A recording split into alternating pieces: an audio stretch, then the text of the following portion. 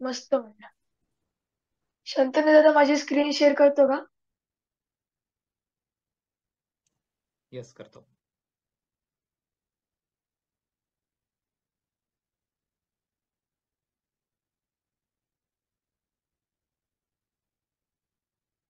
मित्रांनो, हा तुम्हाला जो आता स्क्रीनवर गड दिसतोय, हा तुम्ही आता नक्की ओळखलाच असणार.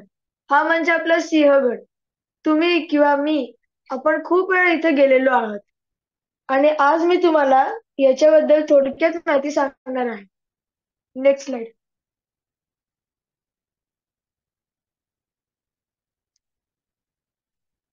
पुण्याहून साधारण 25 किलोमीटरच्या अंतरावरती हा गड आहे आणि समुद्र सपाटीपासून सुमारे 4400 फूट उंच आहे.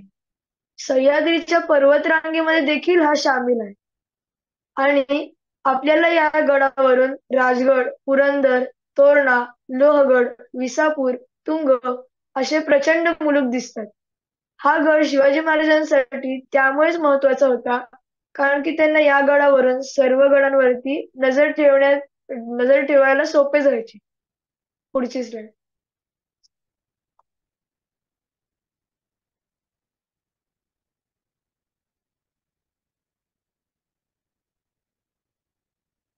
हा गड आधी आदिलशाहीच्या कब्जात होता, पण शिवाजी महाराजांनी हा काबीज केला.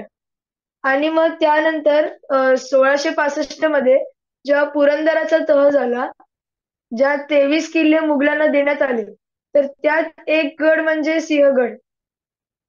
सिंहगडाचे मूळ नाव कोंढाणा होते आणि शिवाजी महाराजांच्या काळात त्यांचे सगळ्यात विश्वासू सरदार तानाजी मालुसरे यांना हे म्हणाले की आम्ही हा गड ताबीज करून देऊ तुम्हाला परत.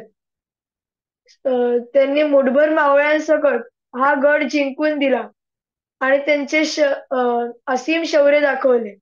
परंतु या लढाईमध्ये ते वीरगती पावले व जेव्हा शिवाजी महाराजांना याची जाणीव जेव्हा शिवाजी महाराजांना हे कळाले, तेव्हा त्यांनी हे वाक्य उच्चारले की गड आला पण माझा सिंह गेला, ज्यावरून या कोंढाण्याला सिंहगड असे नाव आले.